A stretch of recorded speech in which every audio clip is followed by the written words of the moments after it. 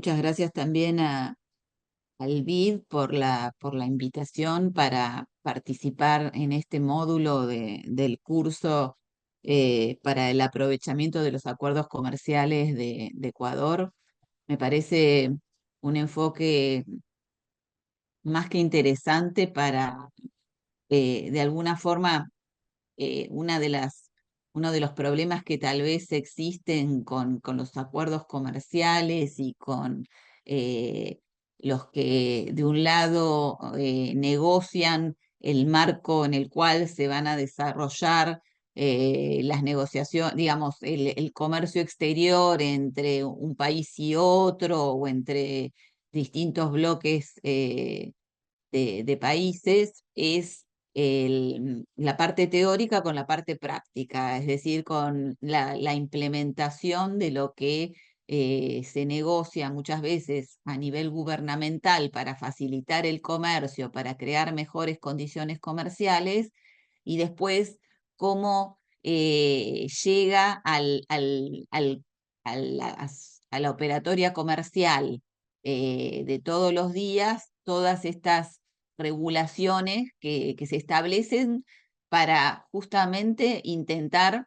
facilitar y desarrollar el comercio exterior. Entonces, ese nexo entre lo teórico y lo práctico, me parece, y la difusión y el conocimiento de estos acuerdos y de las herramientas que existen para poder comercializar en mejores condiciones, es un nexo que muchas veces me parece que hay que publicitar, dar a conocimiento, capacitar para realmente hacer uso de estas herramientas y que estas herramientas se traduzcan después en mejoras concretas para los interesados en participar o en intervenir en el comercio exterior. Y entonces por eso me parece importante el curso en ese sentido. Y yo, bueno, escuché parte de las presentaciones que se hicieron el lunes y el martes, que tienen que ver con la parte teórica del seminario, está también, y que apuntaba básicamente, sobre todo en el caso de Lautaro, a dar el marco de referencia de los acuerdos comerciales y cómo se pueden utilizar en función de las cuestiones que se negocian para reducir los aranceles, para establecer reglamentos técnicos en todo lo que tiene que ver con obstáculos técnicos al comercio, en medidas sanitarias y fitosanitarias, todas cuestiones que tienen que ver con establecer mejores condiciones que las que están vigentes a través de un acuerdo comercial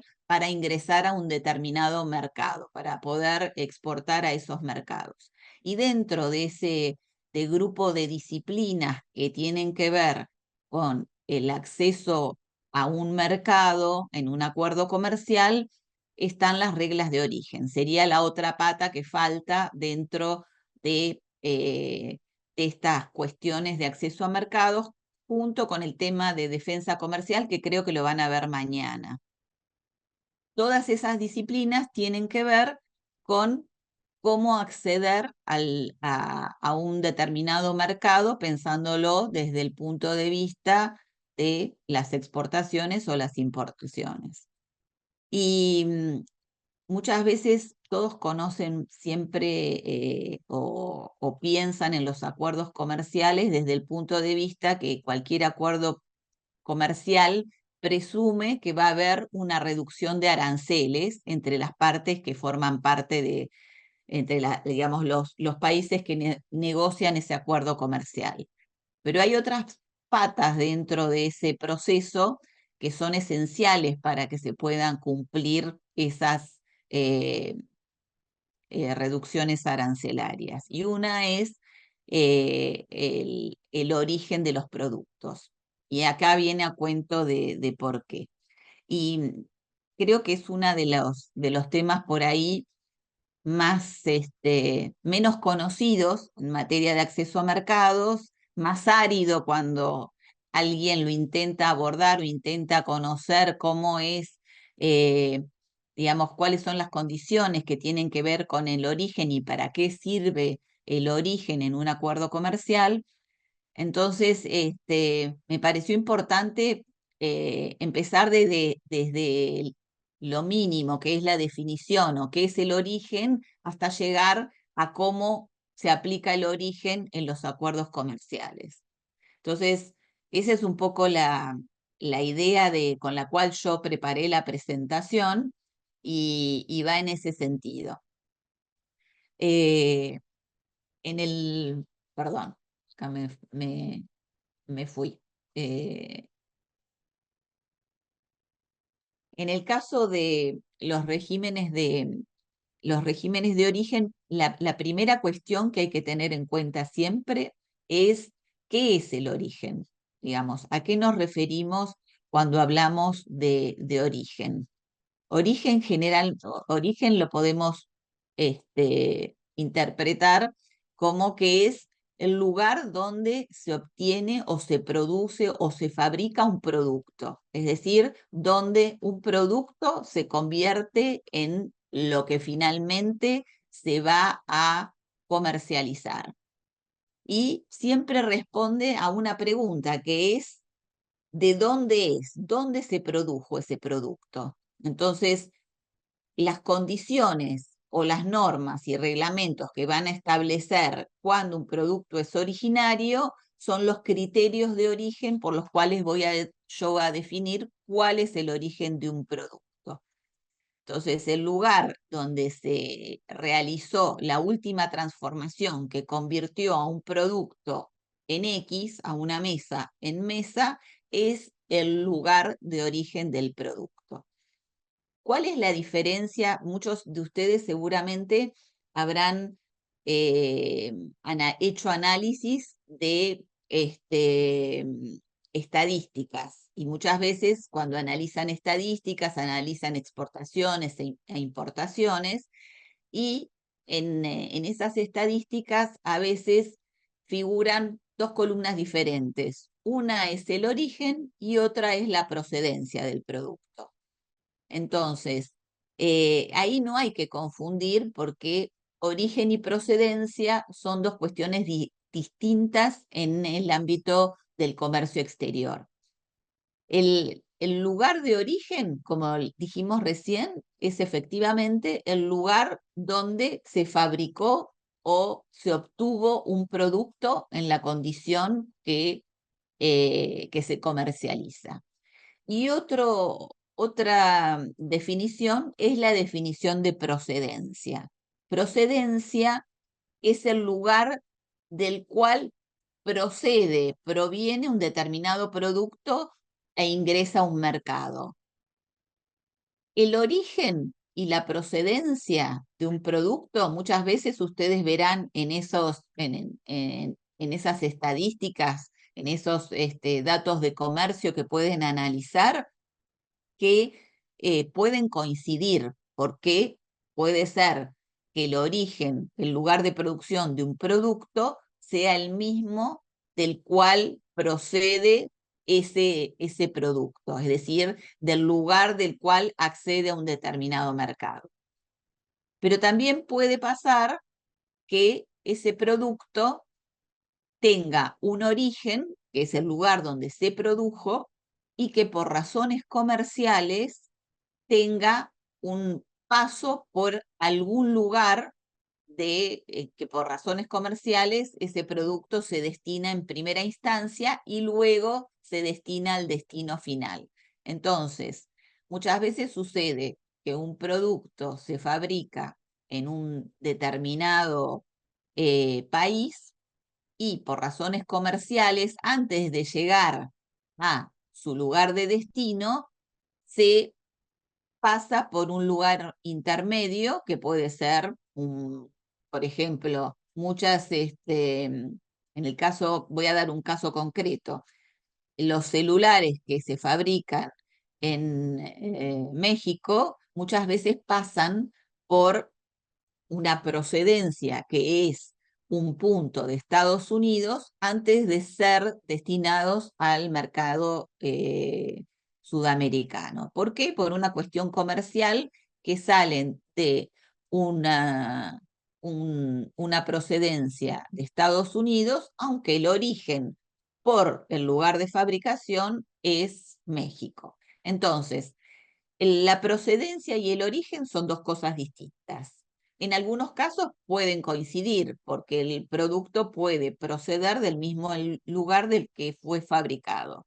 Pero hay casos en que por razones comerciales, tal vez un producto se fabricó en un determinado país y por razones comerciales se centraliza o se destina a un determinado mercado antes de proceder al mercado definitivo. Después, en cuanto a cuáles son las características para determinar el origen de un producto, hay algunas características que siempre van a estar cuando yo hablo del origen de un producto.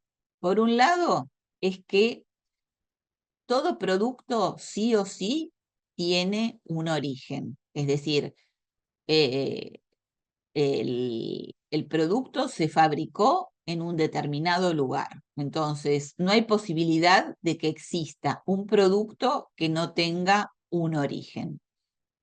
Ese origen, además, es exclusivo, porque un producto fabricado en un determinado lugar no puede tener diferentes orígenes. El origen es el lugar de producción de ese producto. Y el origen que tiene ese producto es inmutable, es decir, si un producto es originario de Ecuador, va a ser originario de Ecuador y no va a cambiar ese origen, a menos que cambien las condiciones de ese producto. Mientras que ese producto se mantenga en el mismo estado y condición, va a mantener ese mismo origen. Si cambiara el origen y la condición, ya sería otro producto. Entonces estamos hablando ya de algo diferente. Ahora, mientras que el producto sea el mismo, el origen es inmutable. ¿Y qué nos permite el origen? El origen lo que nos permite es la identificación del producto del que estamos hablando. Como le decía hoy, celular de México es originario de México. Me permite su identificación. Ahora, si nosotros hablamos de- del origen, de las reglas de origen, que obviamente acá están referenciadas a lo que son los acuerdos comerciales. ¿Para qué necesito yo en comercio exterior conocer cuál es el origen de un producto? ¿Para qué me sirve a mí en el comercio internacional? ¿O para qué puedo requerir yo conocer el origen de un producto? Y ahí nos vamos a los dos ámbitos que conocemos y que estuvo hablando también Lautaro del comercio internacional. El comercio internacional, como sabemos, lo podemos identificar o lo podemos dividir en lo que es el comercio no preferencial o el comercio multilateral, que es el comercio que se da en el marco de la Organización Mundial del Comercio, ¿m? Donde lo que rige es la cláusula de nación más favorecida, todos los países tienen el mismo trato, y las reglas de origen preferenciales, que son justamente lo que nosotros estamos, sobre lo que estamos hablando hoy, que es las reglas de origen en el marco de los acuerdos comerciales. ¿Para qué me sirve el origen en uno y en otro? El origen en el comercio no preferencial me va a servir en aquellos casos que yo tenga que aplicar algún tipo de medida arancelaria o no arancelaria cuando un producto ingresa a un país. Es decir, si yo tengo que aplicar algún tipo de, de medida que tenga que ver con la aplicación de, por ejemplo, una medida antidumping, una medida, eh, eh, una salvaguardia para un determinado producto, porque hubo alguna denuncia de dumping, una denuncia de subsidio o una denuncia por un incremento sustancial de importaciones que afecta a alguna producción nacional, es decir, todas cuestiones que tienen que ver con que haya una afectación a la producción nacional de un país, implica que si se comprueba que efectivamente hubo un daño a esa producción local, se puedan aplicar algún tipo de restricción comercial, de alguna restricción de arancelaria. ¿Para qué me sirve el origen? Para aplicar esas restricciones comerciales. Si yo necesito aplicar una medida antidumping en un país o necesito aplicar un derecho compensatorio por un subsidio o necesito aplicar una salvaguardia porque hubo un daño a mi producción local por un incremento de las importaciones, la forma que yo tengo de aplicar esas medidas es a través del origen del producto, porque yo necesito la medida antidumping, se la voy a aplicar a a una determinada empresa que ingresó un producto que se produce en mi país a precios de dumping. Si es un producto que entró subsidiado y afectó la producción nacional y se comprueba ese daño, también le voy a aplicar un derecho compensatorio. O si se incrementaron las importaciones de un producto y eso dañó mi producción local, también, si se comprueba, me va a habilitar a aplicar una medida de salvaguardia. Para aplicar esas medidas, yo tengo que aplicarla efectivamente a quien infringió la norma, al que cometió dumping, al que aplicó un subsidio o al que incrementó sustancialmente las importaciones en contra de mi producción local. Y para eso, para poder aplicarlas, necesito conocer el origen del producto. Entonces ahí yo voy a necesitar conocer el origen para aplicar esas medidas a quien efectivamente causó el perjuicio a la producción local por usar prácticas desleales en comercio exterior. Ese sería el caso de lo que decimos el comercio no preferencial, es decir, cuando aplicamos las reglas de origen para aplicar algún tipo de medidas por prácticas desleales al comercio exterior. Entonces, ahí necesito conocer el origen para aplicar esas medidas. El otro caso es el que nos incumbe a nosotros hoy y que tiene que ver con este seminario, las reglas de origen en el ámbito de los acuerdos comerciales, eh, donde me permiten a mí, esas reglas de origen, acceder a las preferencias arancelarias que se negociaron en ese acuerdo. Entonces, eh, una salvedad que quería hacer acá es que en el caso de las reglas de origen preferenciales, siempre, salvo alguna excepción, esas reglas de origen son de carácter recíproco, es decir, lo que yo negocio con otro país en materia de reglas de origen, lo que se aplica en una parte se aplica a la otra. Si yo tengo negociado un acuerdo entre Argentina y Ecuador, la regla de origen que voy a negociar es la misma que eh, se aplica en Ecuador y se aplica en Argentina para ese mismo producto. Entonces, básicamente, en el caso que nos ocupa a nosotros, las reglas de origen, es decir, definir dónde se produjo una determinada mercancía, ¿a qué me habilita a mí?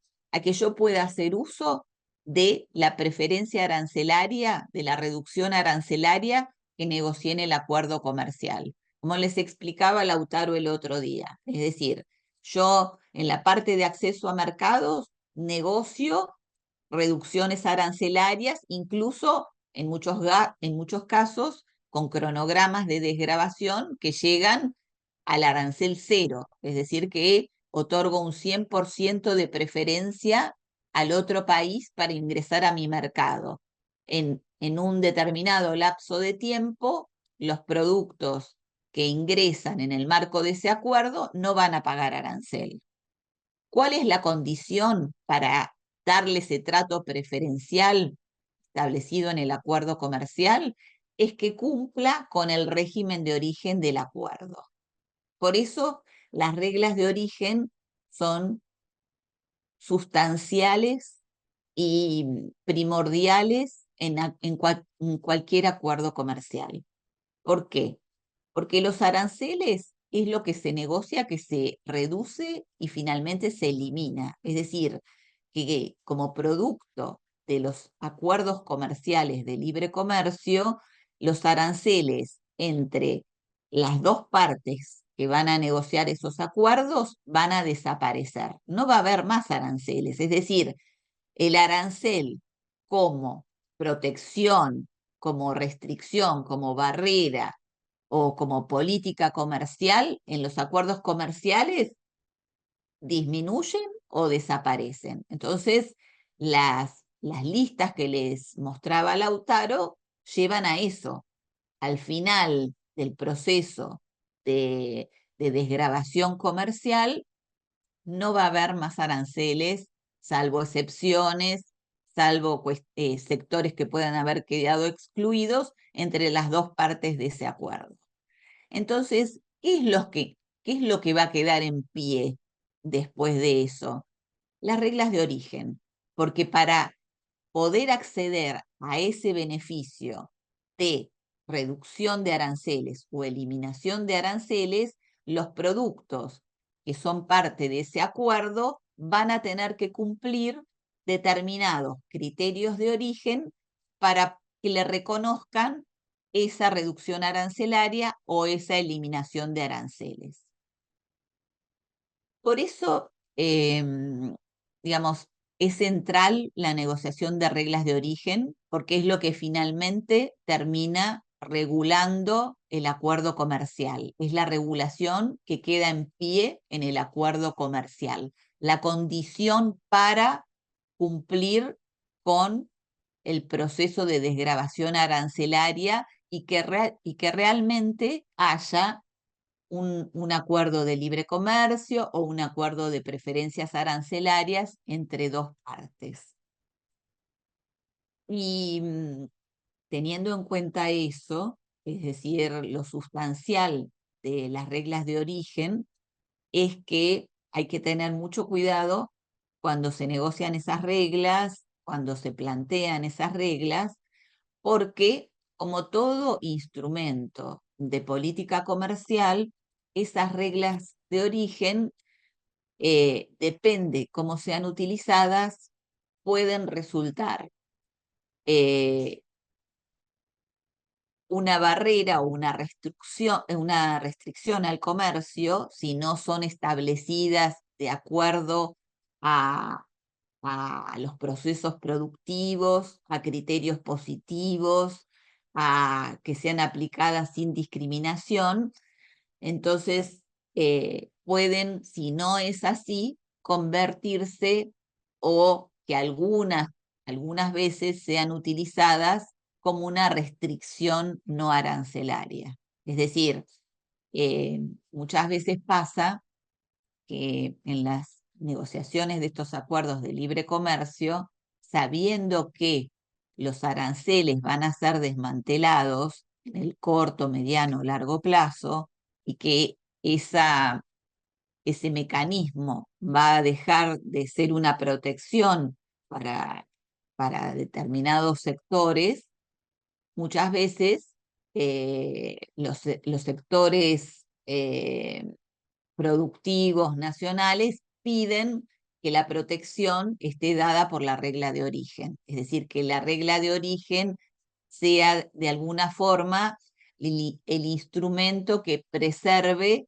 eh, los sectores productivos de una posible competencia desleal o en otras condiciones, porque estamos eliminando los aranceles con productos importados.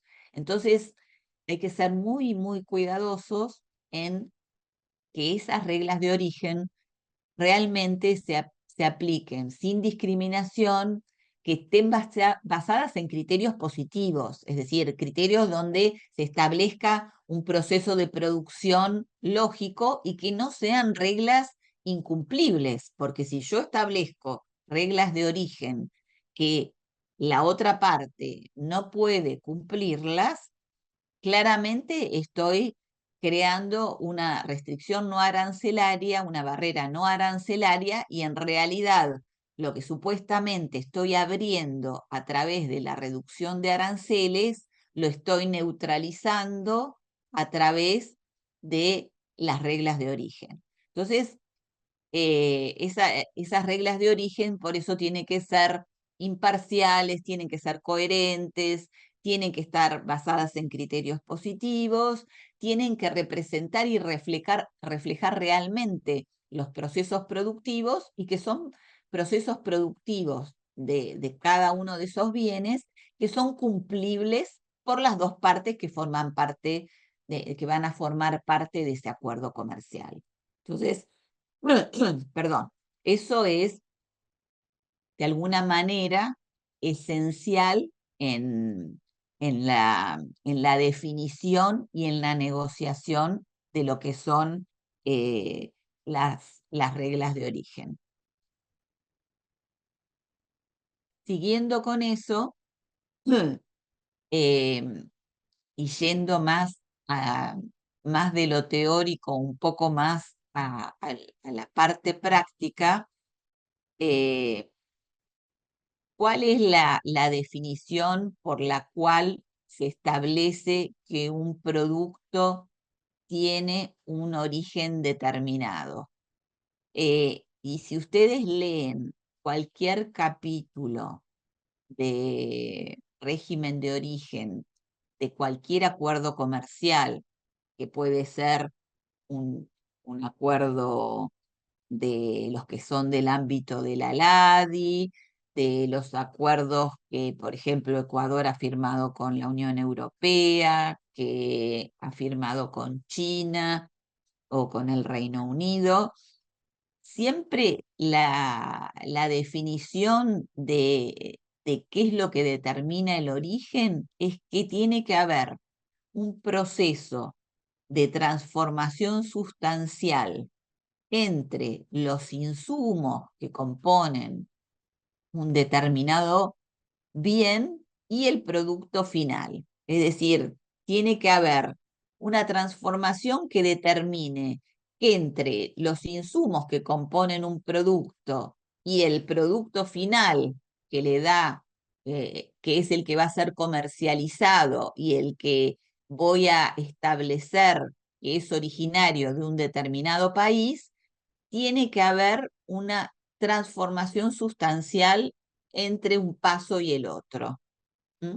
Es decir, tiene que haber una nueva individualidad, una nueva eh, concepción y tiene que tener, digamos, otro estado y condición que los insumos de los cuales se nutrió ese producto final, para darle esa nueva identidad.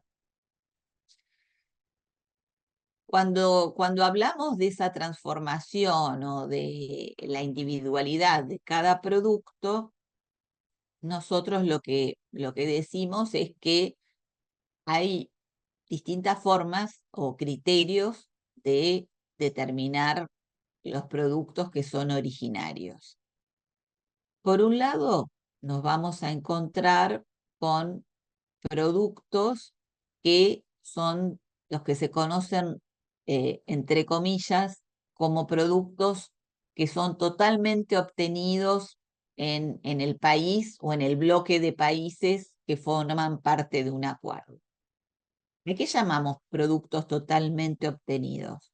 Totalmente obtenidos son los productos que surgen directamente del suelo, que son productos como pueden ser las naranjas, las bananas, lo que se obtiene directamente y se puede decir que está totalmente obtenido en el lugar en el cual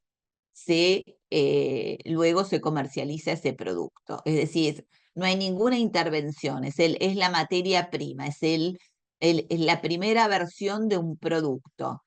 Puede ser este, un, un producto vegetal, puede ser un producto mineral, pero que es totalmente obtenido.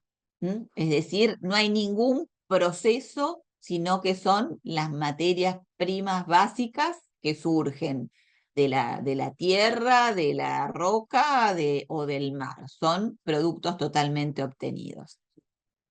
Después hay una segunda categoría que son los productos que se fabrican a partir de materiales originarios. Entonces ahí puede haber, siempre estamos hablando de materiales que son originarios del mismo país. Es decir, por ejemplo, si de la naranja yo hago jugo, ese sería un producto fabricado a partir de materiales originarios. O un aceite vegetal a partir de semillas de girasol o de olivas. El aceite que se produce a partir de ese producto totalmente obtenido sigue siendo eh, originarios y fabricados a partir de materiales originarios. Es decir, que acá no hay ninguna intervención en estos dos casos de algún tipo de material o de insumo no originario. Entonces ahí yo no tengo que definir un criterio de origen para determinar que el producto efectivamente es de ese país o se fabricó en ese país, porque todos los insumos son originarios. Entonces, no es necesario determinar un criterio en particular, porque todos los insumos, en el primer caso no son los insumos, son las materias primas, y en el segundo son las materias primas más los insumos que son totalmente originarios. El caso es cuando un producto se fabrica en un determinado lugar y parte de los insumos o de los materiales son no originarios. Es decir, se utilizan en el proceso productivo algunos insumos o materiales que tienen la misma acepción que insumos de materiales no originarios. Ahí sí, en ese caso, yo tengo que definir que para que ese producto sea considerado originario del lugar donde se fabricó, tiene que cumplir determinadas condiciones, que si todos los materiales fueran no originarios, sería, digamos, no sería justo considerarlo originario del país donde se fabricó. Entonces, para eso se utilizan distintos criterios en los acuerdos internacionales para definir cuáles son las condiciones que tiene que tener un producto que tiene insumos no originarios para igualmente poder demostrar que se fabricó, que la transformación sustancial se hizo en el país de fabricación del producto.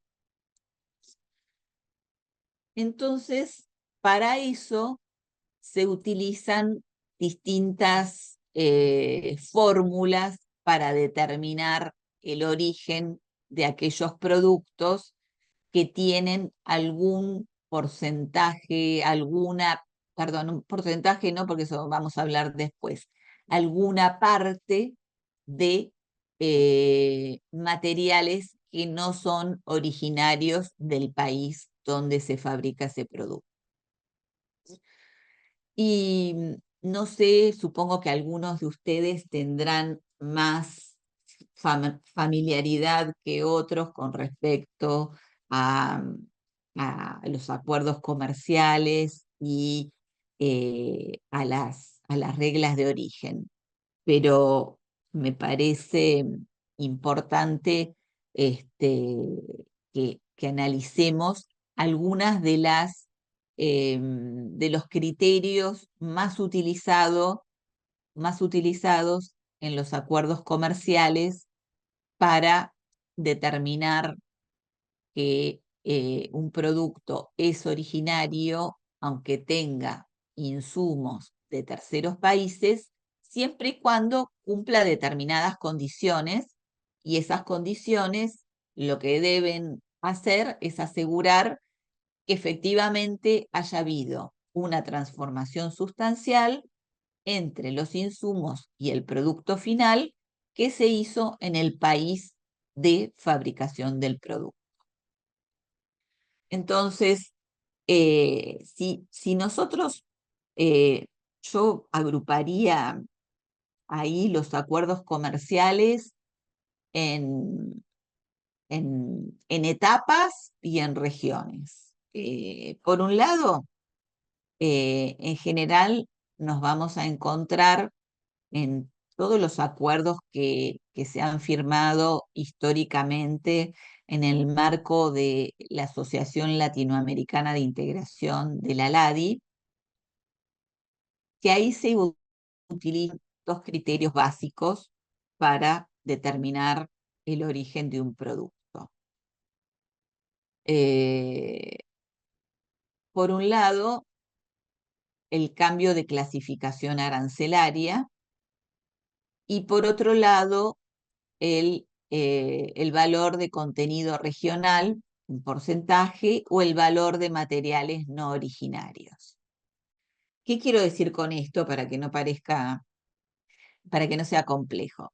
Ustedes saben que cualquier producto, eh, en- en- para poder ser identificado en comercio exterior, se lo clasifica de acuerdo a la nomenclatura arancelaria.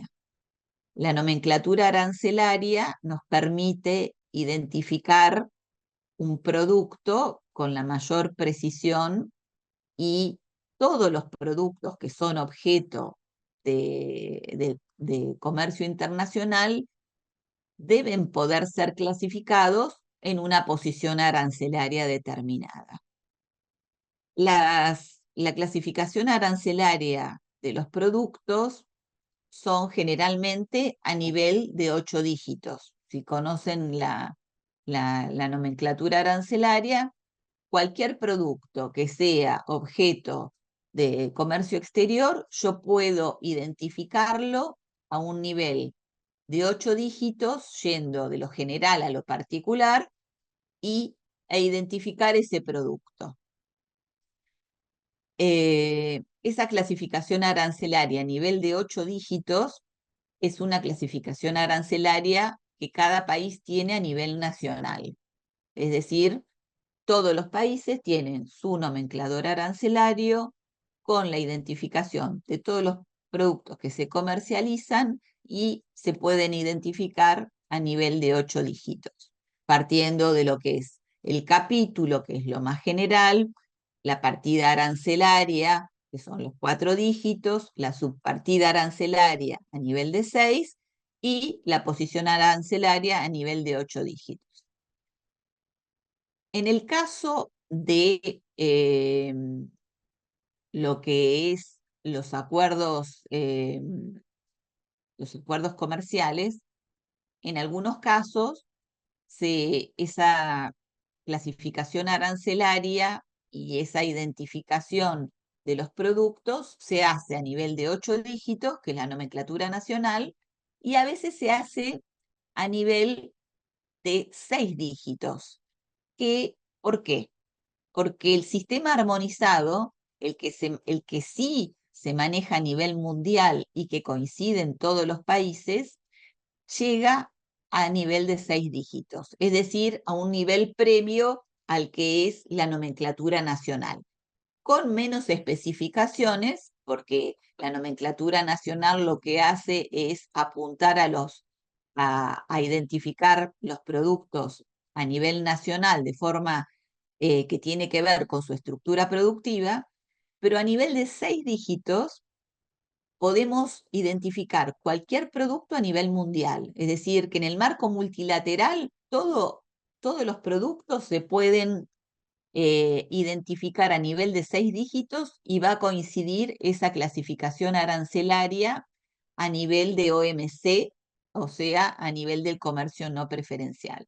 Entonces, muchas veces en estos acuerdos comerciales, para evitar las diferencias que significan las nomenclaturas nacionales, esas reglas de origen se pueden negociar a nivel de 6 dígitos, o sea, a nivel del sistema armonizado. ¿Por qué? Porque así, si yo estoy negociando un acuerdo, por ejemplo, con la Unión Europea, a nivel de 6 dígitos, el producto que identificamos, si bien lo vamos a identificar de forma más amplia, pero va a ser el mismo. Es decir, tal vez yo no voy a decir que son a lo mejor sillas de madera con revestimiento de cuero, pero sí voy a poder decir que son sillas de madera. Entonces, de esa forma, yo voy a poder tener la misma regla para un grupo de productos que sé que son los mismos de una parte y de la otra.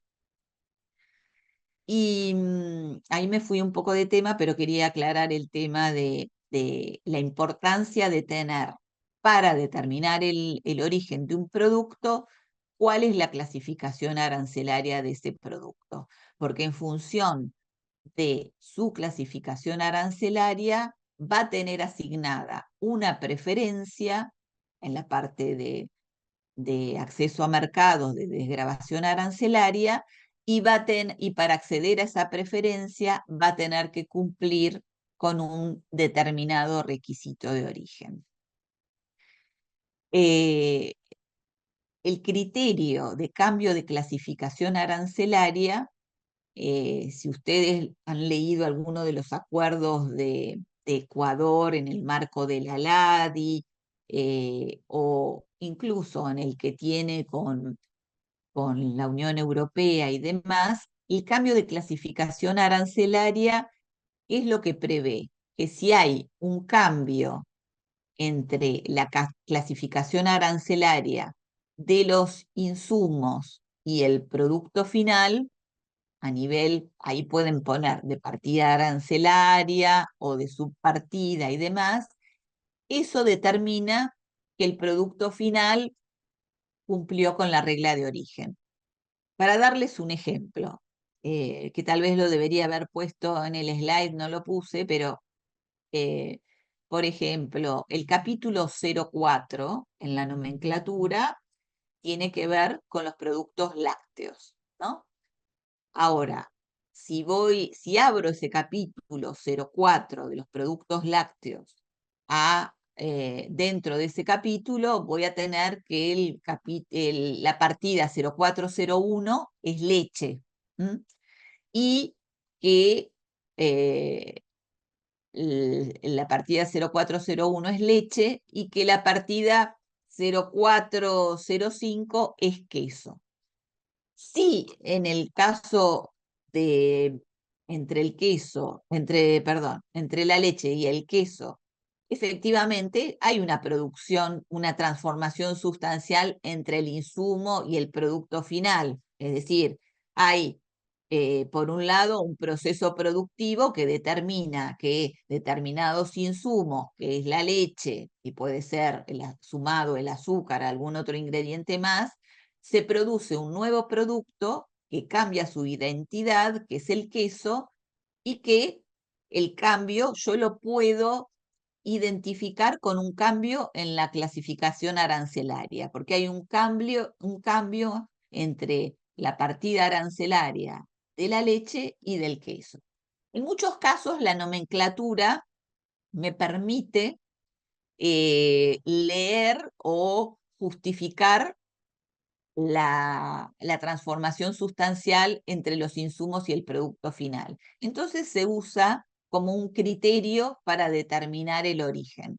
Entonces, en el caso, por ejemplo, del acuerdo, en el acuerdo en el ACE 59, que es entre los países de la Comunidad Andina y el Mercosur, se establecía una regla que decía que la condición para cumplir origen era que hubiera un cambio de clasificación arancelaria a nivel de 4 dígitos o que hubiera un valor de materiales no originarios. El cambio de clasificación arancelaria es lo que les acabo de explicar. Ahora, si no había un cambio de clasificación arancelaria, porque pongamos que en este caso la leche y el queso se clasificaran en la misma partida, se podía optar por otro criterio de origen, que es el valor de materiales no originarios o el valor de contenido regional. ¿Qué quiere decir esto?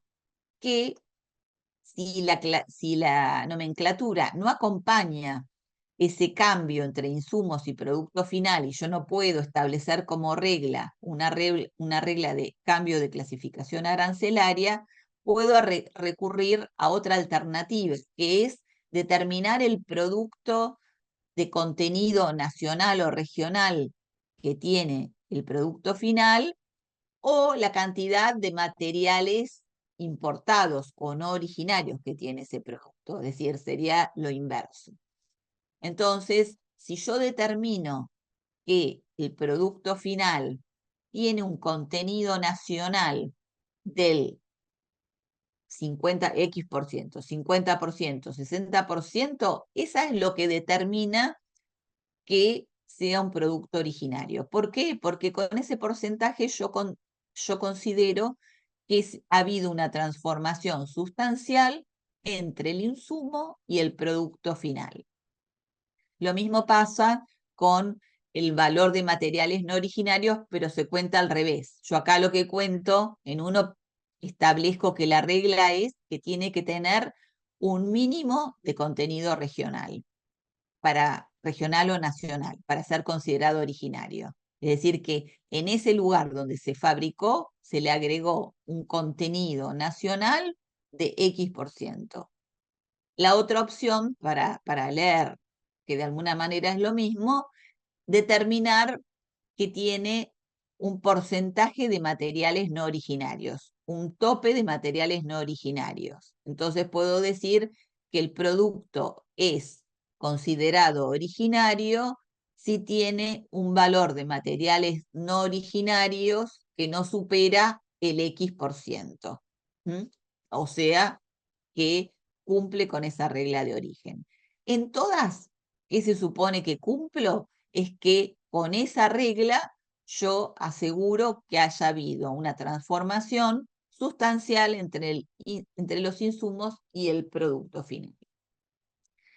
Estos son los criterios básicos que se usan en prácticamente todos los acuerdos comerciales, ya sean de preferencias arancelarias, de uniones aduaneras, de acuerdos de libre comercio.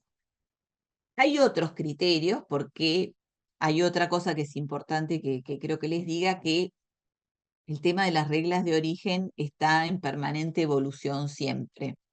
Y se, esas reglas, estos criterios y los criterios de verificación y control y demás van evolucionando con el tiempo, acompañando los nuevos desafíos, las nuevas tecnologías que plantea el comercio internacional. Entonces, se van sumando criterios, se van sumando fórmulas que establecen otras posibles formas de establecer que un producto fue fabricado en un determinado lugar, en un determinado país o en un determinado bloque de países. Y en muchos casos, además de estos criterios que recién les describía, se utilizan criterios más específicos, que son, por ejemplo, criterios de procesos productivos. Hay sectores, hay productos donde eh, establecer una fórmula para determinar el origen a través de la clasificación arancelaria no es posible. ¿Por qué? Porque a veces pasa que los insumos y el producto final se clasifican en la misma partida o en la misma subpartida, pero en realidad hay una transformación sustancial entre los insumos y el producto final. O a veces sucede que hay procesos que son de producción de determinados bienes que son muy complejos y sofisticados y que muchas veces no están reflejados en el porcentaje de valor de contenido nacional o regional que se exige para cumplir origen. Eso pasa con algunos sectores como pueden ser el sector químico, donde hay cuestiones complejas de transformación en los procesos químicos que determinan un cambio sustancial entre insumos y producto final que no, digamos, que no cumplirían una regla de cambio de clasificación o de porcentaje, pero cumplen una regla de un proceso productivo. ¿Mm? Como puede ser una reacción química o, en el caso de los productos electrónicos, que son muy sofisticados los procesos de integración de esos productos electrónicos, que determinan un proceso productivo que, más allá del porcentaje de insumos importados que pueda tener, el proceso en sí mismo es tan complejo y la inversión en la producción de ese bien final justifica que se establezca el proceso productivo como la transformación sustancial para haber generado ese producto final. También hay casos en los cuales, digamos, ¿qué se busca también en los acuerdos comerciales? Se busca la, la integración de las producciones de las partes que forman parte de esos, que conforman ese acuerdo. Entonces, muchas veces lo que se busca es algún tipo de integración productiva entre los países que conforman ese acuerdo comercial.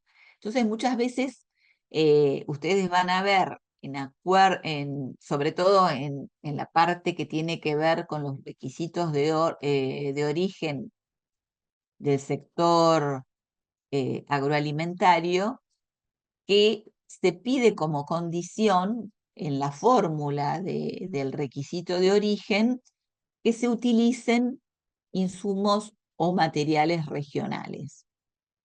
Y ese es el caso que se da para integrar tal vez productos o materias primas de una de las partes del acuerdo con procesos productivos que se puedan realizar en la otra o en el mismo país. Entonces, eh, se pueden utilizar, digamos, pasa muchos en algunos sectores, como puede ser, como les decía, en los productos primarios o en las manufacturas de origen agrícola, que la condición para cumplir origen es que se utilicen insumos, materiales que sean originarios de alguna de las partes. Por ejemplo, si la exportación es de una mermelada, que sea a partir de frutos que sean producidos en la región.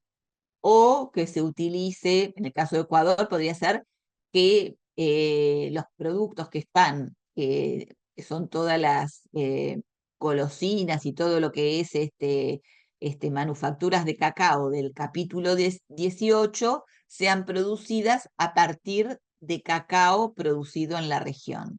porque eso que hace, de alguna forma, asegura que se utilicen insumos locales para la producción de la siguiente etapa del proceso productivo, sin, digamos, siendo uso de la preferencia arancelaria, digamos, de no tener que pagar arancel y pudiendo desarrollar esas materias primas a procesos productivos más avanzados de producción de manufacturas de origen agropecuario o manufacturas de origen industrial en otros casos. Entonces, con eso lo que se busca de alguna forma es integrar las economías, desarrollar la producción y toda la cadena productiva de determinados insumos que son originarios, digamos, sí, son originarios porque son del suelo, del mar o de cada uno de esos países. Entonces, por eso, en algunos casos, van a encontrar requisitos que establecen como condición que determinados insumos sean de origen nacional o regional. Y también, más allá de estos criterios, y siempre pueden surgir nuevos porque la tecnología va evolucionando y se van actualizando, puede haber reglas que combinen más de uno de estos criterios. Es decir, a veces se considera que una regla de cambio de clasificación arancelaria no es suficiente porque sí o sí cambia la regla entre el insumo y el producto final, entonces se combina una regla que tal vez puede establecer, una regla que establezca un cambio de partida arancelaria y que además tenga que cumplir otra condición, con lo cual es claramente una regla más restrictiva, que tenga que cumplir un cambio de partida arancelaria y un valor de contenido regional de X%, 40%, pongamos. Entonces ahí tiene que cumplir una doble condición que lo que busca no es restringir en sí misma, aunque obviamente es más exigente que una sola, pero lo que busca asegurar es que haya efectivamente un proceso de transformación sustancial entre los insumos y el producto final y no sea un mero ensamblaje, por ejemplo, de partes o que no sea lo que se llama en origen una transformación insuficiente. Entonces, a veces sucede que se dan estas alternativas de combinar más de un criterio para asegurar que efectivamente hay una producción y una transformación sustancial entre los insumos y el producto final. Y acá les quería decir algo más que ahora me lo acabo de olvidar, pero que tenía que ver con que estos criterios los vamos a ver en cualquier acuerdo comercial. Eh, vamos a, Voy a seguir porque si no nos va a quedar menos tiempo. Em, perdón, ahí vamos. Bueno, acá es un poco lo que les había explicado recién, que en los casos de que la fórmula sea a partir de un cambio de clasificación, puede ser a nivel de partida arancelaria, a partir de un cambio de subpartida arancelaria a nivel de 6 dígitos, y siempre y cuando implique una transformación sustancial del producto. En el caso del valor de contenido regional, como les dije, hay dos formas de medir un requisito de origen desde el punto de vista del porcentaje de contenido regional o de materiales no originarios. Es decir, puedo ir por la negativa y decir cuando el valor CIF de los insumos no originarios no excede de un tanto por ciento. Es decir, no puede ser, no puede ir más, por ejemplo, pongamos un número del 40% del valor FOB o ex-work de exportación del producto. Y cuando hablo de contenido regional, es un concepto positivo. ¿Cuánto de regional o de nacional representa ese valor sobre el precio final del producto? Acá lo que hay que tener, otra cosa que no hay que tener en cuenta es que cómo se determina el valor del producto. Y ahí están las Incoterms, digamos, las distintas clasificaciones de cómo se entrega el producto. Si es CIF, si es FOB o si es ex-work. No sé si entrar en ese detalle, después si quieren cualquier cosa me preguntan, pero siempre las importaciones son en valores CIF. CIF, ¿por qué? Porque incluye el seguro y el flete. Entonces, siempre todo lo que sea importación va a ser en valor CIF. Y en cuanto al precio del producto final, ese valor va a ser eh, el valor FOB o es el valor ex-work. El valor FOB es con el flete sobre el barco y el valor ex-work es el valor que tiene el producto cuando sale de fábrica, es decir, sin la condición hasta llegar al lugar donde digamos, sin el transporte del producto. Siguiendo con esto, espero no estar aburriéndolos mucho porque tal vez es un poco específico. Eh, bueno, esto lo dijimos recién, el tema de los procesos productivos, que es en base a transformaciones sustanciales entre el insumo y el producto final, cuando se requiere eh, que los insumos sean originarios del país de origen del producto, que sea nacional o regional, o la combinación de dos o más criterios. Y ahora vamos, eso es en cuanto a los criterios y las reglas o los requisitos de origen. Cuando pasamos a la parte de efectiva de determinar y certificar el origen de un producto, ahí pasamos a la instancia de quién va a ser el que certifique ese requisito de origen que cumple con tal o cual criterio y cómo lo va a certificar. Y acá tenemos diferentes alternativas y en distintos acuerdos y distintos países, cada país tiene sus formas de certificación de origen que en algunos casos coinciden, en otros casos difieren. Hay países que la certificación de origen está a cargo de las autoridades gubernamentales. Directamente son responsables por la certificación de origen del producto. Puede ser. Después veremos que hay distintas formatos para dar esa certificación, pero los que dan la certificación, en este caso, pueden ser las autoridades gubernamentales, pueden ser entidades delegadas por parte del Estado Nacional en entidades privadas de nivel superior y la la tercera alternativa de certificación es la autocertificación.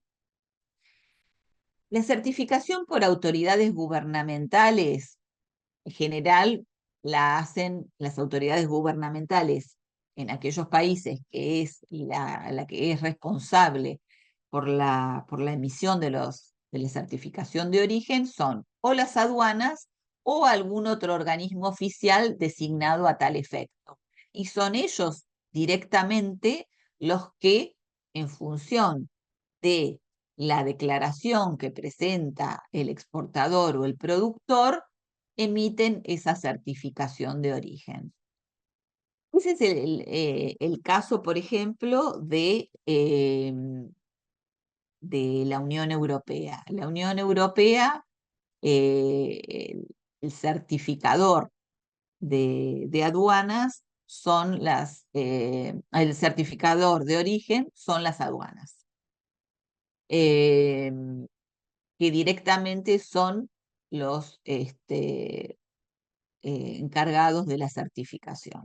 En el caso de la certificación por entidades delegadas, las autoridades estatales, gubernamentales, delegan la certificación en entidades privadas de nivel superior que actúan en jurisdicción nacional, estadual, provincial o sectorial.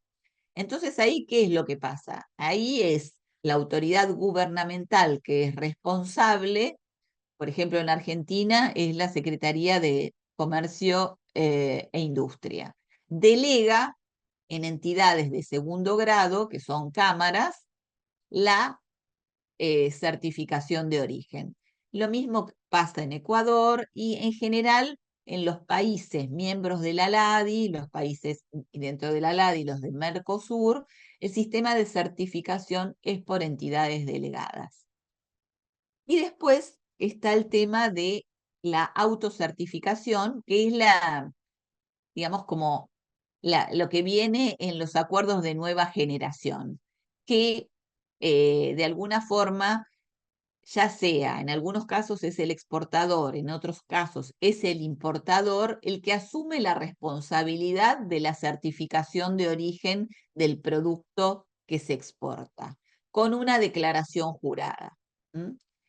Entonces, en muchos casos vamos a encontrar bibliotecas a favor de que tienen que ser autoridades gubernamentales por la responsabilidad, porque en caso de que haya después un fraude o lo que fuera, la autoridad gubernamental, digamos, se supone tiene mayor control sobre los certificados o las declaraciones que emite en materia de origen. En el caso de las entidades delegadas, en su momento, en ALADI se eligió este sistema porque las aduanas no tenían la capacidad para poder ejercer, digamos, dedicar parte de su infraestructura y de su personal a la certificación de origen. Entonces,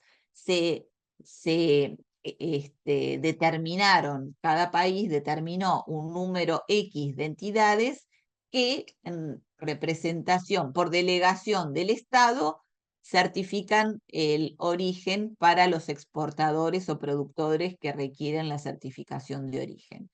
Y en la autocertificación, que es lo que está, yo vi ahora, por ejemplo, en el acuerdo con China que firmó Ecuador, están previstas las distintas opciones, ¿no? En función de lo que cada país maneja. Entonces, la autocertificación hace responsable al exportador o al importador por esa certificación de origen.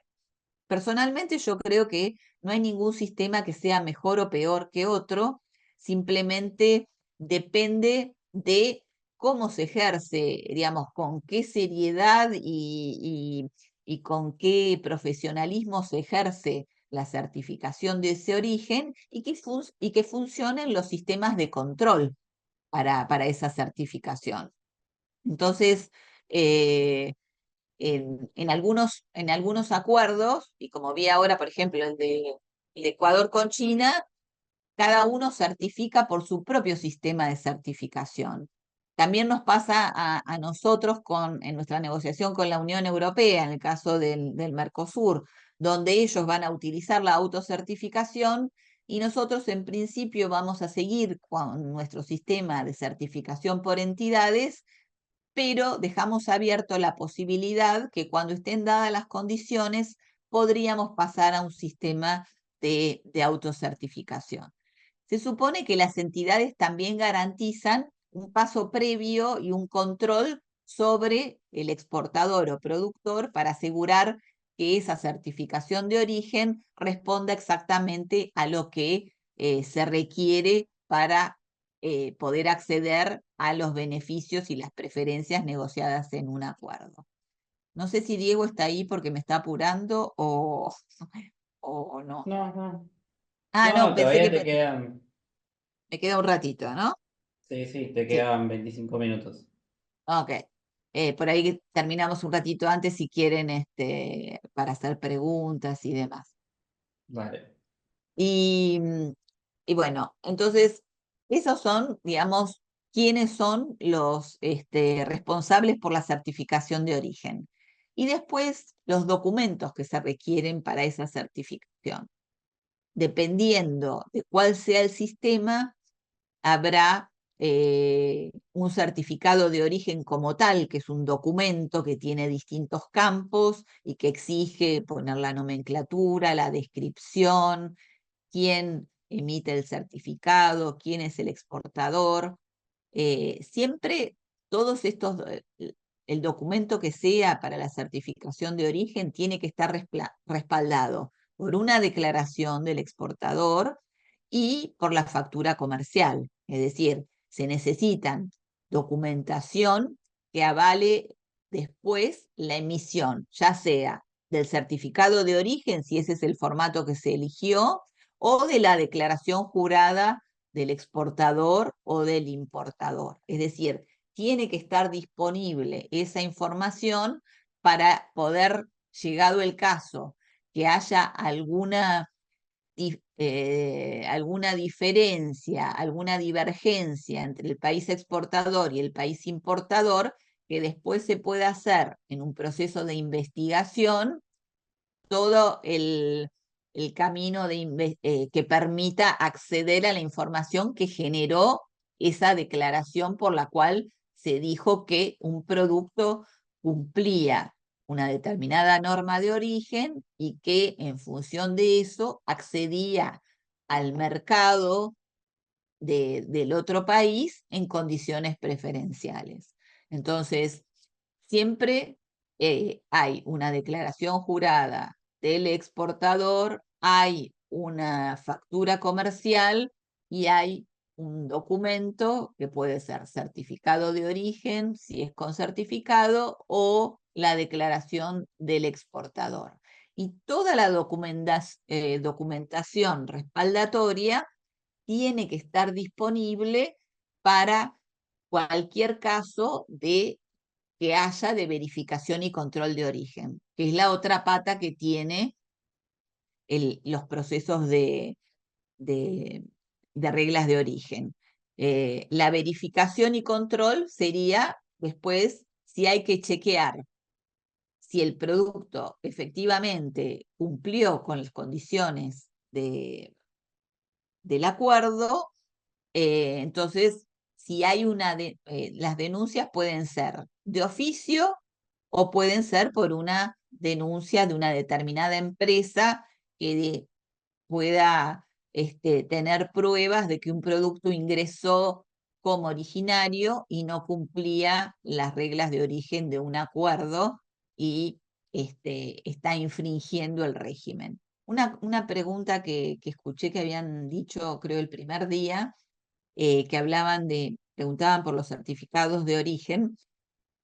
Cada acuerdo tiene su propio certificado de origen o su declaración de origen específica. Es decir, para acceder a las condiciones preferenciales de cualquier acuerdo comercial, cada uno de ellos establece cuál va a ser el documento en materia de origen que le va a permitir presentarse con ese documento y acceder a la preferencia arancelaria que está negociada en ese acuerdo.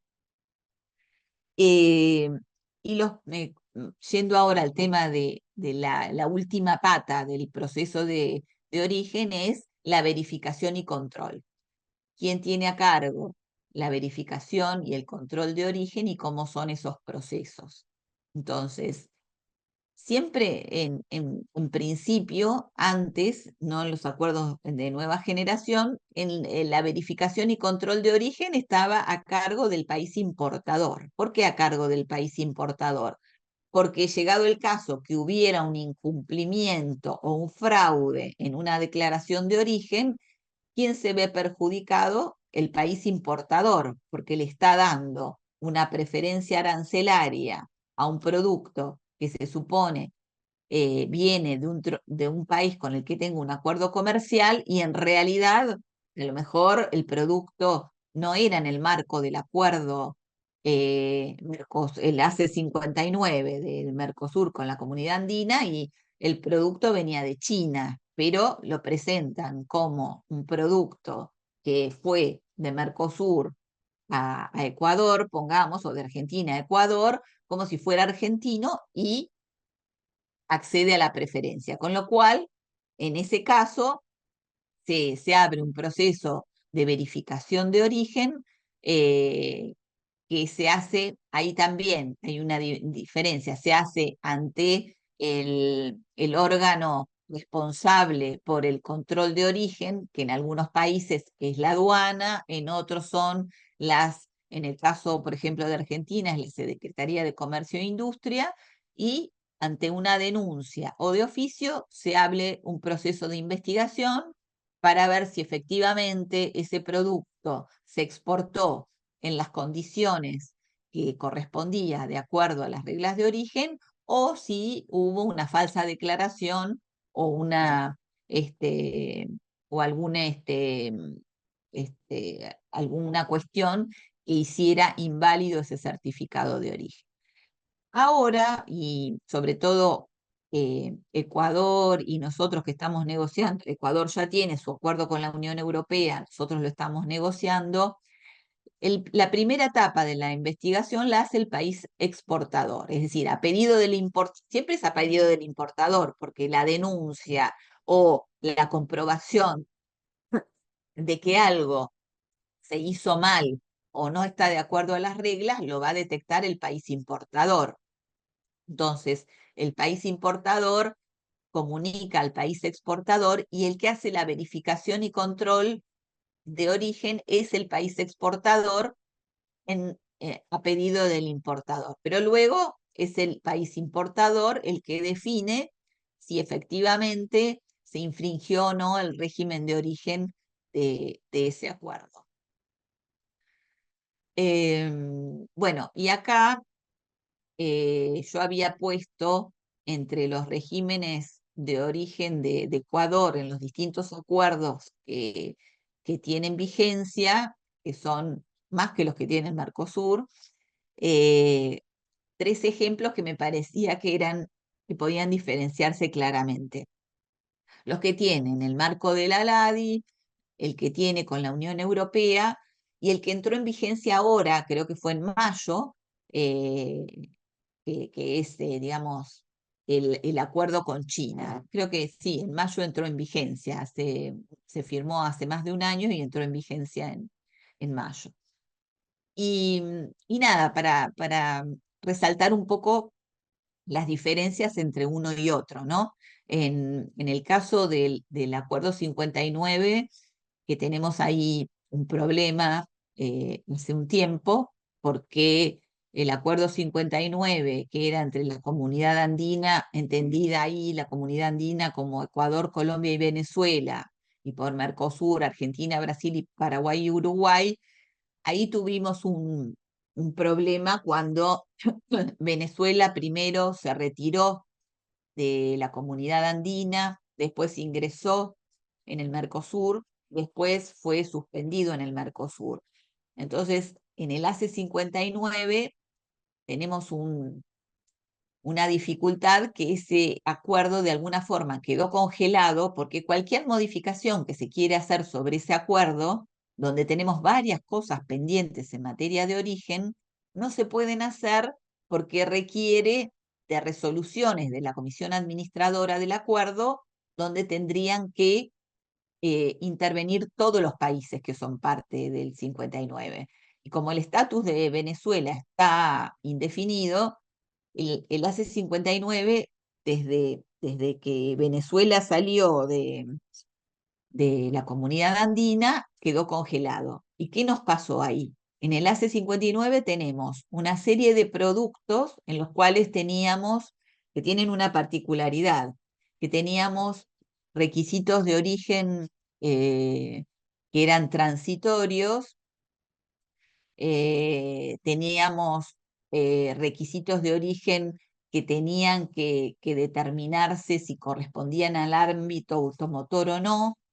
Entonces, lo que se estaba intentando y lo que se hizo, por ejemplo, en el caso de Colombia, fue firmar un nuevo acuerdo entre el Mercosur y Colombia para que ese acuerdo que teníamos firmado pudiera seguir evolucionando y pudiera seguir este, agregándose cosas y no quedar congelados en ese ACE 59 que se firmó en el año 2004 y después tuvo algunas modificaciones, pero no en no en los últimos 15 años, ¿no? Eh, entonces, y eso por un lado, que tenía unas cuestiones específicas con requisitos transitorios que se supone deberían ir a un requisito definitivo, pero no tenemos posibilidad de negociarlos. Entonces teníamos reglas de origen en algunos sectores, como en los agroquímicos, en el sector de textil, que tenían reglas transitorias con una preferencia congelada hasta que se acordara el requisito definitivo. Y eso no ocurrió. Y otra cosa que me parece interesante, por ejemplo, como una particularidad, es que en el ACE 59, cuando se negoció, todos los acuerdos de Aladi en general tienen una regla general de origen que abarca la mayor parte del universo arancelario con una regla de salto de partida o valor agregado regional que acá en este acuerdo se establecieron distintos porcentajes de contenido regional según fuera el grado de desarrollo de los productos, de los países, perdón. Entonces Argentina y Brasil tenían que cumplir con un porcentaje de valor agregado regional mayor que Colombia, Uruguay y Venezuela. Argentina y Brasil tenían que tener un 60% de valor de contenido regional, porque se supone que tenían un estatus de desarrollo mayor que Colombia, Uruguay y Venezuela. Colombia, Uruguay y Venezuela tenían que cumplir con un 50% de valor de contenido regional y Ecuador y Paraguay un 40%.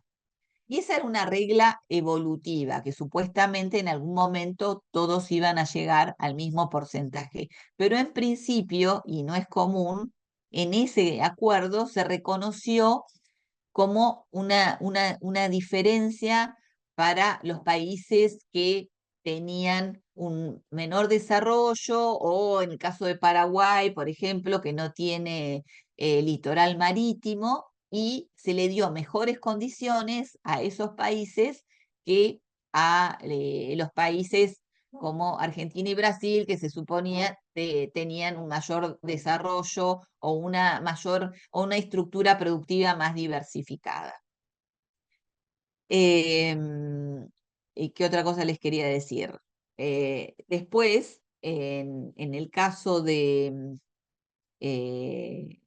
del ACE 59, otra particularidad es que se establecieron requisitos de origen, no Mercosur de un lado y la comunidad andina del otro, sino que fueron bilaterales, listas bilaterales. Entonces, había requisitos de origen que eran de Ecuador y Argentina, que se daban entre Ecuador y Argentina, otros que eran entre Ecuador y Brasil, otros que eran entre Ecuador, Paraguay, Ecuador, Uruguay.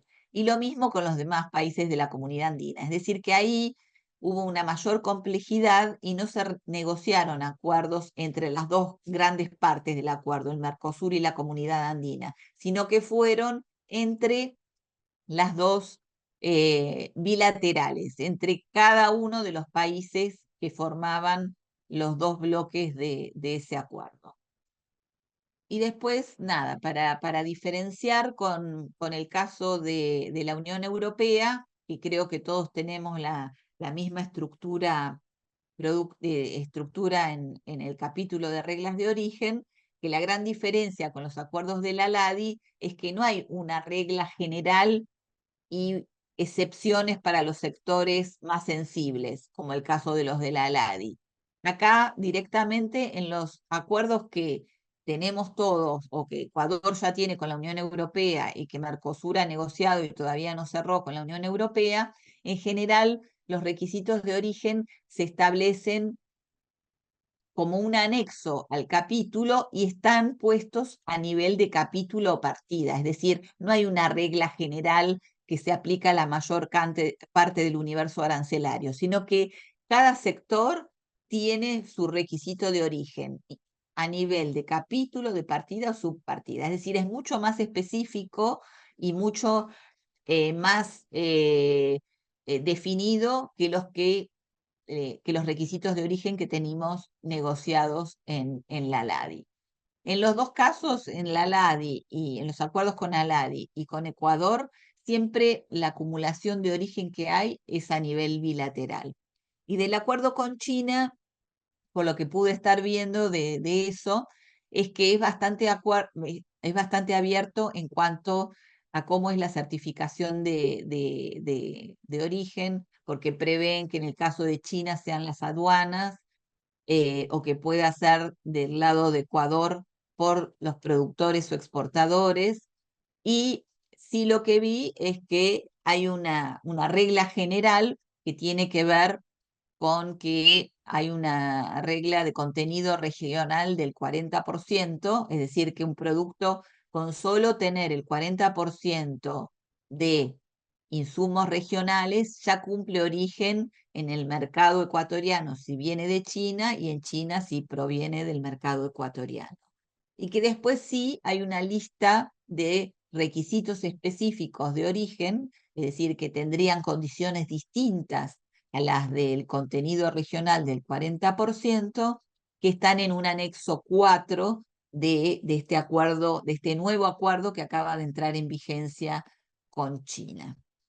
Bueno, no me quiero extender más porque me parece que si no me van a matar, así que por acá terminaríamos.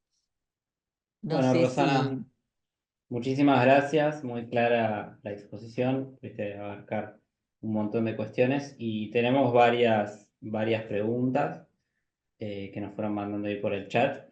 Sí, En algunos casos, obviamente, son cosas que fuiste, digamos, recorriendo, pero bueno, dado que el certificado de origen involucra bastantes cuestiones, situaciones posibles, creo que está bueno volver a comentar sobre estos temas para que quede claro. Así que te pregunto una cuestión que enviaron, por ejemplo, en el caso de un producto que inició su elaboración en un país A, pongamos Ecuador, y luego se traslada a un país B para continuar su proceso y finalmente es llevado al país C de destino para colocar las etiquetas, ¿cuál sería el origen?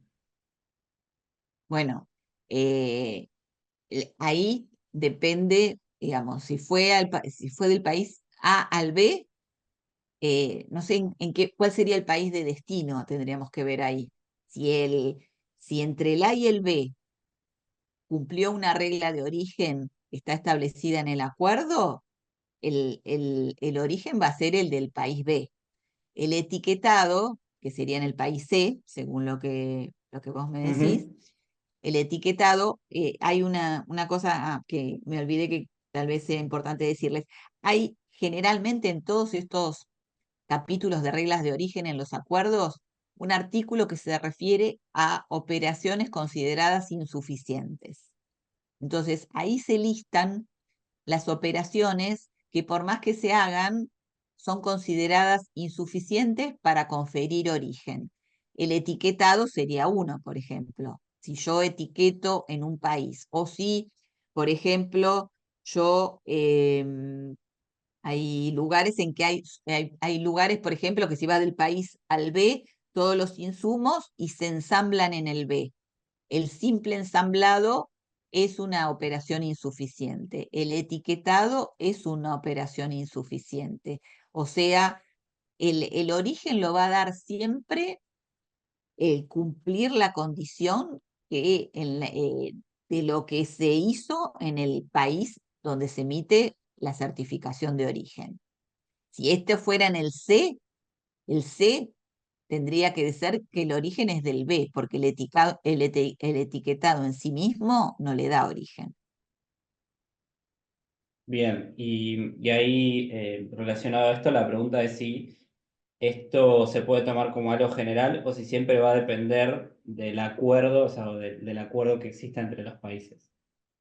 No, cada acuerdo, yo tenía ahí, cada acuerdo tiene sus reglas de origen, que responden a los criterios que yo les mencioné.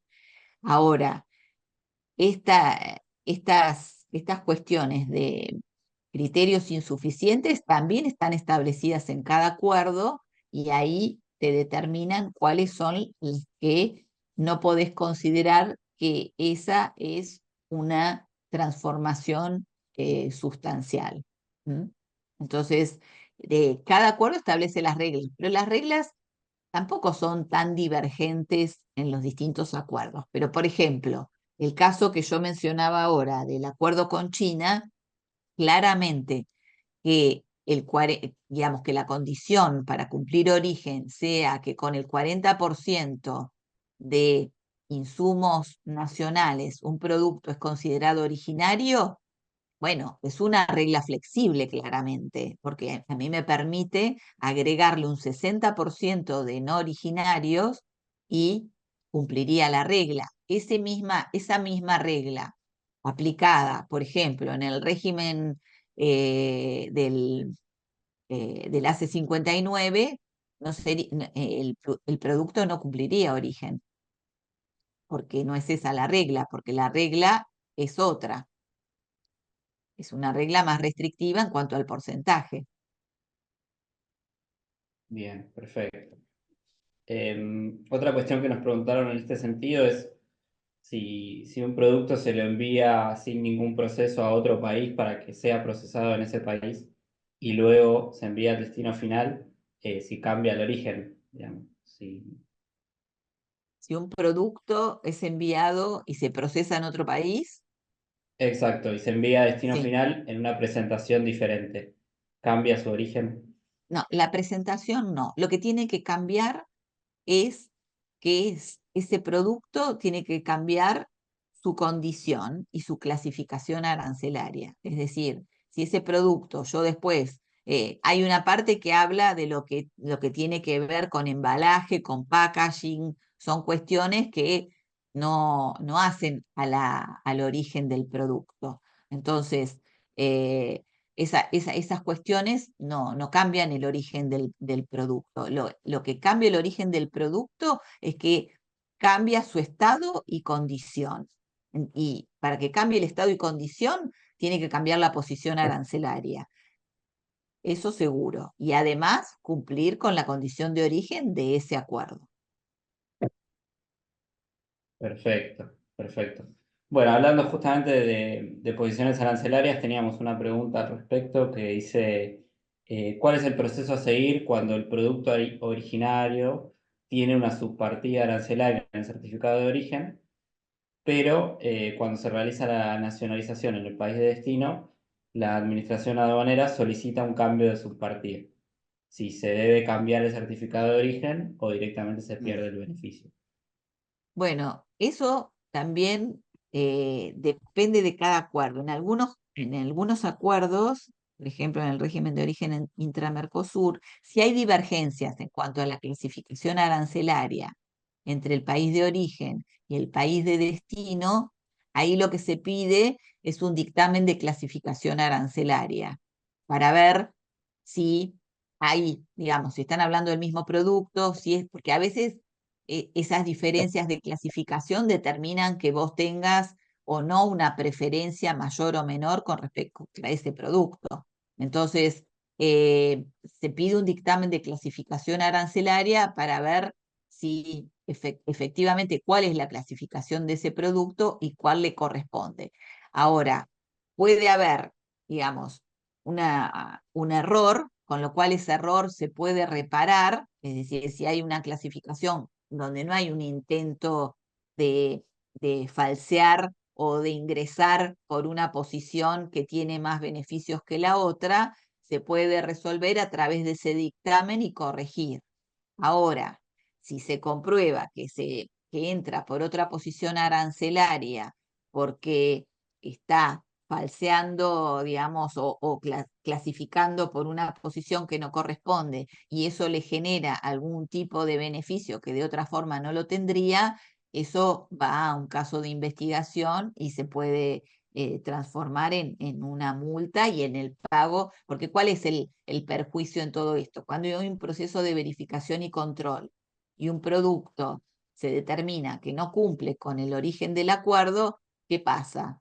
Se le aplica el arancel de terceros países, es decir, no le corresponde la preferencia, tiene que pagar el arancel y a veces tiene que pagar una multa.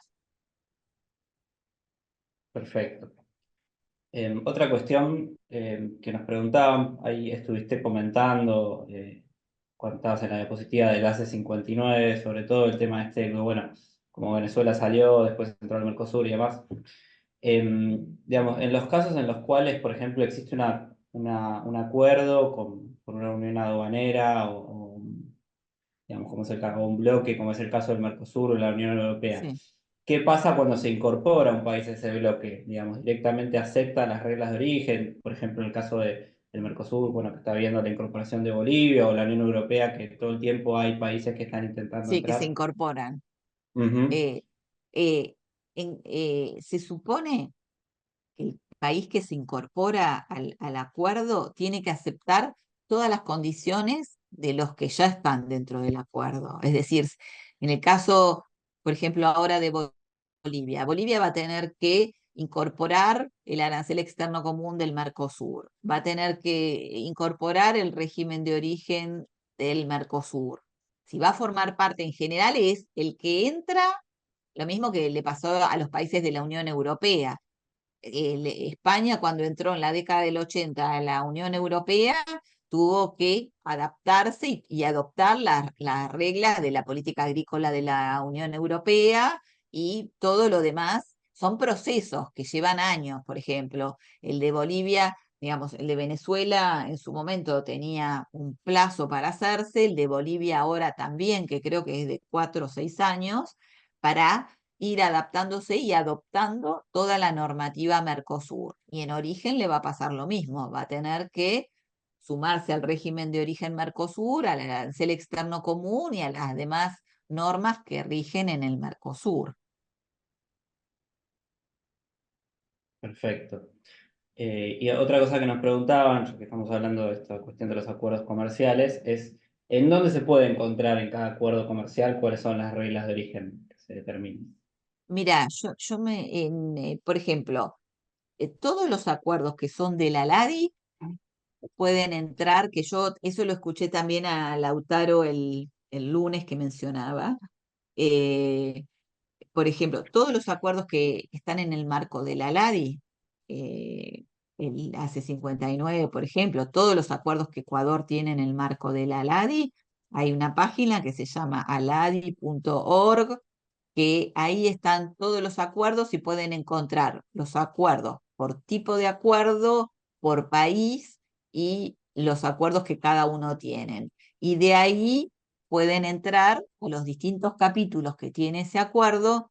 Mira, yo no sé si lo voy a saber hacer, yo había extraído algo, pero mejor no, ni pruebo, ni pruebo.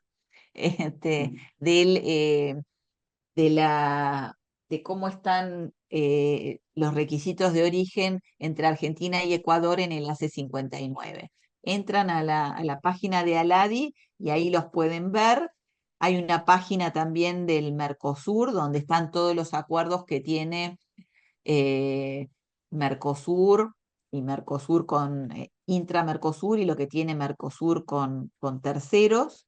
Y también en la página de ITC de Naciones Unidas, ahí también encuentran los distintos acuerdos y los regímenes de origen. Perfecto, sumo a eso y que ahí lo acabo de mandar al chat, el Ministerio de Producción, digamos, de Ecuador, para los acuerdos comerciales de Ecuador, los tiene todos publicados en el link que acabo Ah, sí, de yo sumar al entré, chat. los de Ecuador entré al link para ver, porque quería ver el de China y ahí pude ver también el, el acuerdo.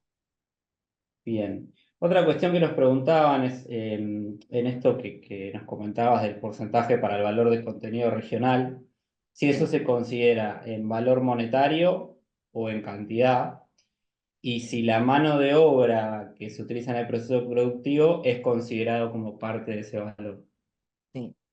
No, se considera no en cantidad, sino en valor, en monto, y la mano de obra no se tiene en cuenta acá. Es el valor de contenido regional, está establecido por los insumos. Ah, y una Perfecto. cosa, el otro día, ay, ahora me olvidé, buah, algo habían dicho pero no me acuerdo. Buah, nada, perdón. No hay problema. Y después, bueno, nos decían, debido a que en el certificado lo que se está certificando es el origen del producto, Mm. pero si basado en eso debe ser obligatorio que se asocie a una subpartida arancelaria. Y depende, bueno, esa es una de las discusiones de los acuerdos de nueva tecnología, que cada vez los quieren hacer menos específicos, y una discusión que teníamos con la Unión Europea es si tenía que estar o no la posición arancelaria del producto en la declaración de origen, si era necesaria o no, porque entendían que eso no era sustancial. Entonces, pero tradicionalmente y en los certificados de origen, siempre hay un campo en el cual tiene que estar identificado el producto a nivel de posición arancelaria. Pero algunos en los acuerdos de nueva generación plantean solo la descripción del producto y no la posición, porque ¿qué aducen? Aducen el tema de que puede haber un error, que un error en poner un número no es un error sustancial y no hace al origen del producto y puede afectar una operación comercial. Entonces, prefieren no poner la nomenclatura arancelaria para que no sea un factor que pueda de alguna forma trabar la operación comercial. Perfecto. Bueno, esas eran las preguntas que teníamos. No sé si vos querés, en estos minutos que nos quedan, ampliar Una o sola cosa reafirmar alguna quería cuestión. agregar, que ayer hablamos con Verónica y un funcionario de Ecuador que quería aclarar, que él me habló de la certificación digital y que alguien había planteado, no sé si el primer día, el tema de la certificación Ujú. de origen digital. Y sobre ese tema, eh, yo creo que hay que diferenciar dos cosas. Primero, una cosa es la certificación digital y otra es la certificación electrónica, ¿no? La certificación electrónica es un formato que se puede acordar internamente, eh, como, eh, como un formato que en vez de en papel vos puedas acceder a través de un sitio y demás a un certificado, a una planilla que ya está preestablecida y completarla y demás. Entonces, eso es un tema más de forma que de fondo. Pero la certificación digital, que es un proyecto que desarrolló la LADI, el S-Code, es un sistema de certificación donde efectivamente es un sistema que funciona digitalmente. Y ese sistema de certificación digital en el Mercosur lo hemos implementado y se usa en el comercio intrazona. La certificación de origen en el Mercosur es digital, con firma digital, cosa que no, digamos, en la certificación electrónica es simplemente, después hay que firmar el formulario, es decir, es distinto. Certificación digital es todo un sistema directamente digital, pero para eso hay que tener validado cada país la firma digital y es un sistema donde todo se maneja a través de un sistema que prevé que tenga también las aduanas, puedan establecer el número de certificado y demás digitalmente y la firma digital de parte de las entidades que certifican, de la aduana y de los exportadores. Y nosotros lo tenemos a nivel intra-Mercosur y también lo aplicamos con Chile y con Colombia. Perfecto. Y lo que aclaró el funcionario de Ecuador, que en Ecuador todavía no tenían el sistema de firma digital.